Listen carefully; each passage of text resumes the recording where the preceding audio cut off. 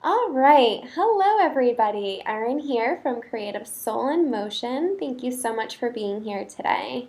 This is the first in a video interview series called The Ripple Effects of Believing, and I have Taslim on the line. Hi. Hi. I know that your story of living your passion and your purpose is going to be a huge inspiration to other people. And I'd love to start off with you introducing yourself and telling us a little about what you do and what Sure. kind of life you live right now. Okay, great. Thanks for having me. I'm a mom of two children. I have a 5-year-old girl and an almost 3-year-old boy. And I'm happiest at home with them and my husband, in my comfy clothing and my wool socks. I'm very much a homebody. And I am actually now very conscious of working only in fields of passion for me. So for me, that means I'm a writer, I'm a speaker, a creative life coach, and I'm also doing some fundraising and working with people to be a kindness ambassador. I So love that. yeah, and this is very recent.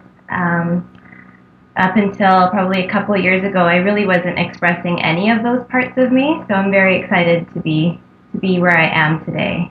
That's wonderful. And that actually brings me to my first question. So, what was your life like before you realized your dream and your passion? And back then, what did you want to change? Mhm. Well, actually, all my life I always was a dreamer. Throughout my childhood and my adolescence, I spent a lot of time thinking about what I wanted to do in the future. I spent a lot of time journaling about that as well. And in fact, I tell people that the only way I got through high school was because I lived with my head and my heart in the future. And back then, my favorite song was Imagine by John Lennon, which kind of sums up the Yeah, person I was. And on my to-do list of life was to change the world and alleviate human suffering. I love that. Yeah, but then there came a point, and I can't actually pinpoint when it was, but I decided that taking those dreams into my future wasn't feasible, that it was too scary, and it was almost too much of a burden for me to take on the world. I thought, how can one person really do this? I need to be more practical. I need to be sensible. And so I chose a career that was those things, that was secure and stable.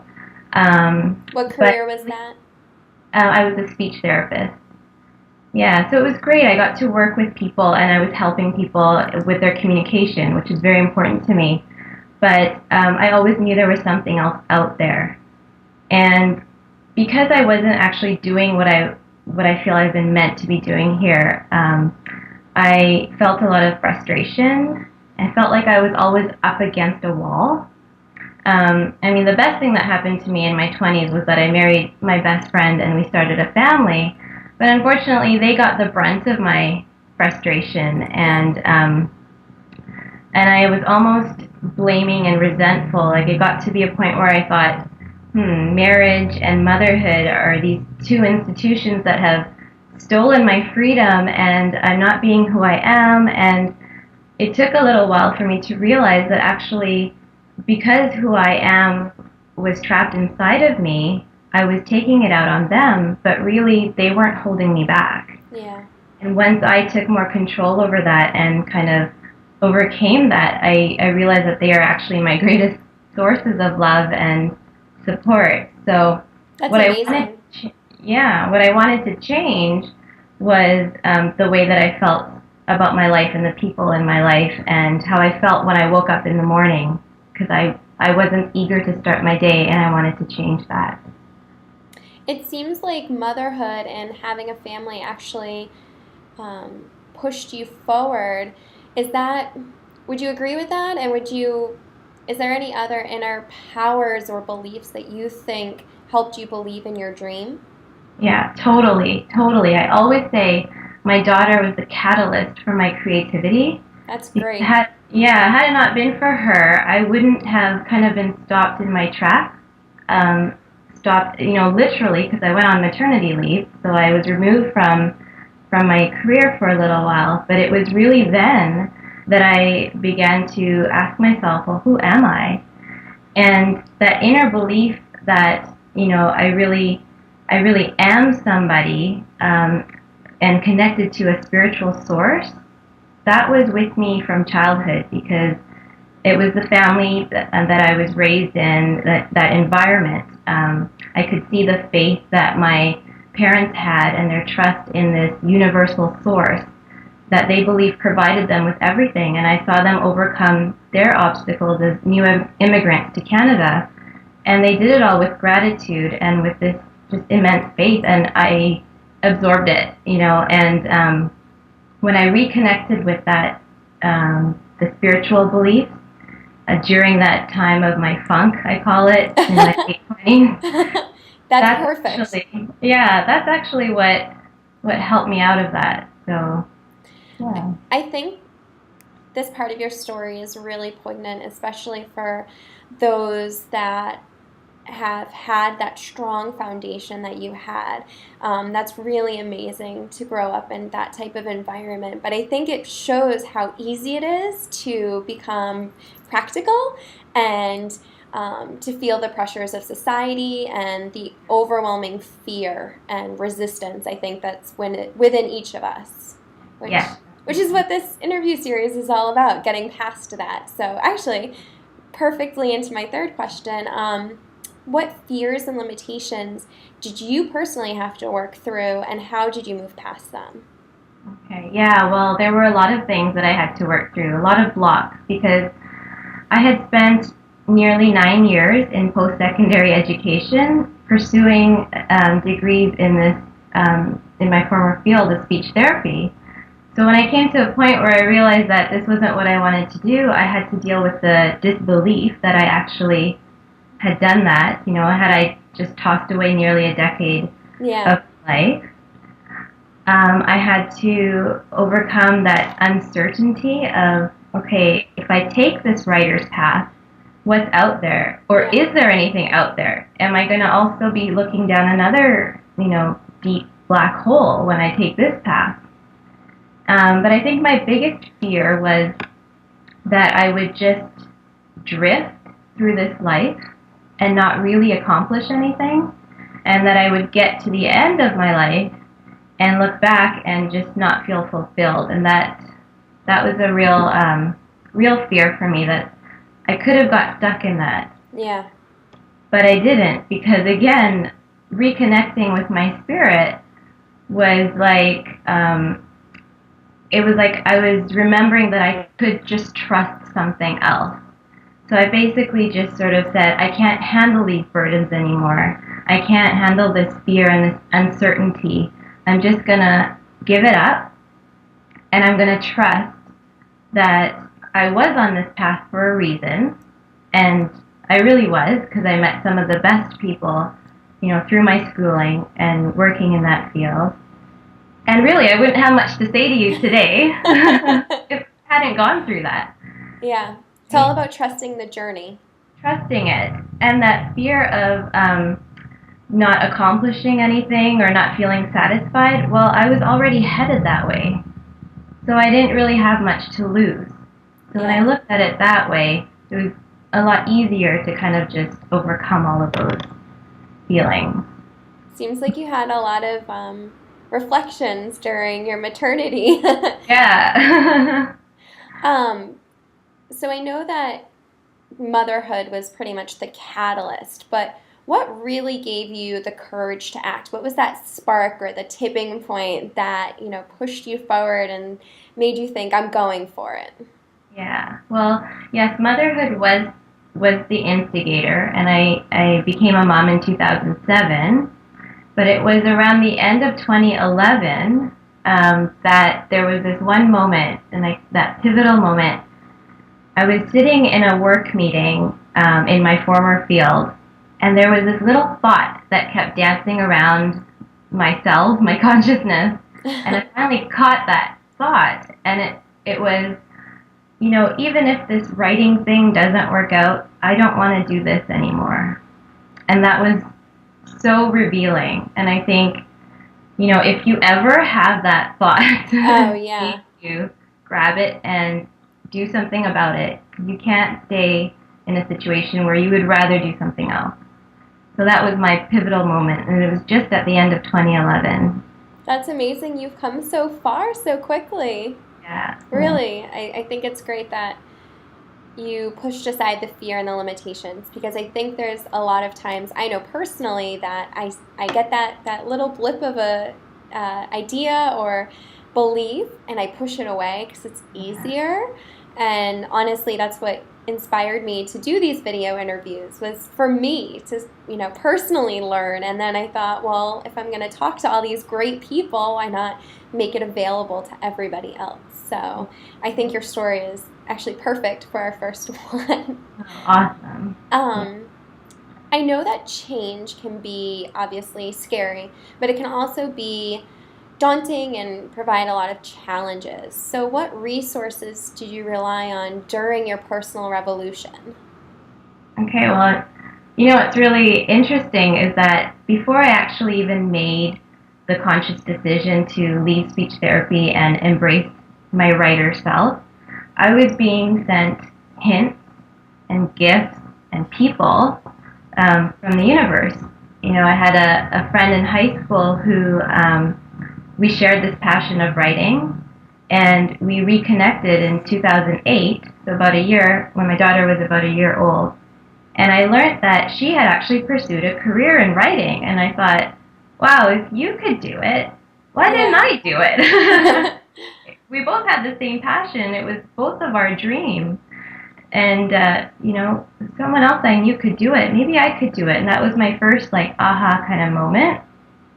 And then she actually recommended the book The Artist's Way by Julia Cameron, which is awesome. It was instrumental in my creative recovery. And, I like that you call it that.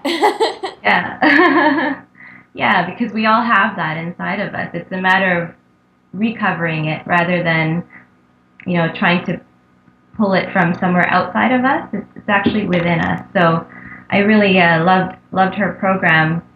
And around the same time, someone casually mentioned to me the name of this intuitive woman who she had seen for some other thing. And it was kind of bizarre that she was telling me about it because we weren't really talking about those kinds of things. But Yeah.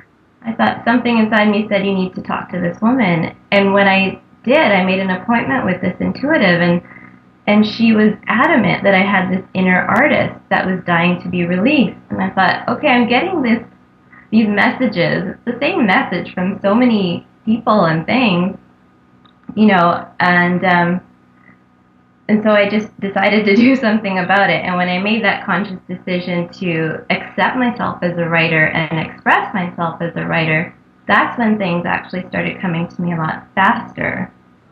So, so as I said, that pivotal moment was at the end of 2011. Well, February of 2012, after I told the universe, okay, I'm not renewing my license now as a speech therapist, I'm going to be a writer. Wow.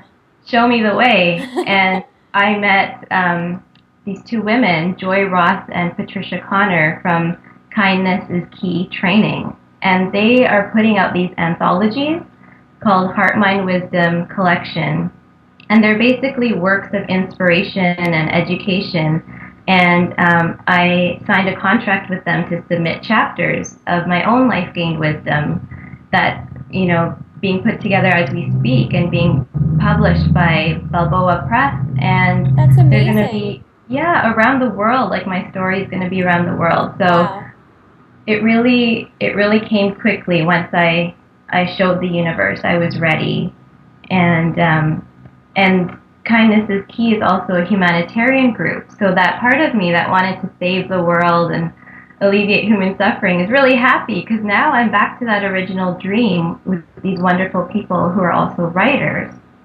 And then being published by Balboa Press, which is a division of Hay House, which is where a lot of the authors that I like to read because of their spirituality, they're published there. So even that spiritual part of me is like come full circle Yeah. because my writing is now affiliated with spirituality genre. So yeah, it happened very quickly once I took that leap. So I'm highly recommending that. I like that one of the resources that you bring up is the idea of working and aligning yourself with the universe versus trying to push yourself forward on your own. I think that's a real key to, living your passion and your purpose. So I think that's great. Um, so now that we've gone through where you were before and how you got here, what's your life like now, and how have your these changes affected other parts of your life? Well, they've actually affected my entire life. I think primarily they've affected my relationship with myself first, with my husband, with my children. I'm a much happier person, and so that spills over into everything else that I do. I'm excited again about opportunities, about waking up in the morning, ready to tackle my to-do list, and that everything on my to-do list is really authentic to who I am. So it's really changed how I perceive the world. It's changed how I feel about my place in the world too.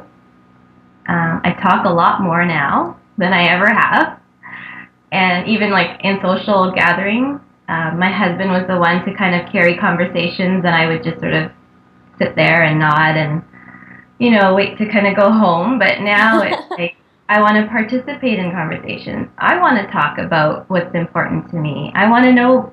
I want to ask other people, what's important to you? What are your passions? What gets you jumping out of bed in the morning? I really want to know. And in fact, I'm like dying for people to ask me, so what do you do? That's an amazing feeling. Yeah, before I would like kind of shrink away from that question because I wasn't connected with it. So it's totally changed every aspect of my life. That's just incredible. And actually, it brings me to my last question. So, any advice for those that are hesitant to make the leap or to believe and take the step forward? Yeah. Well, my advice is, I guess, a little bit morbid, but it's necessary.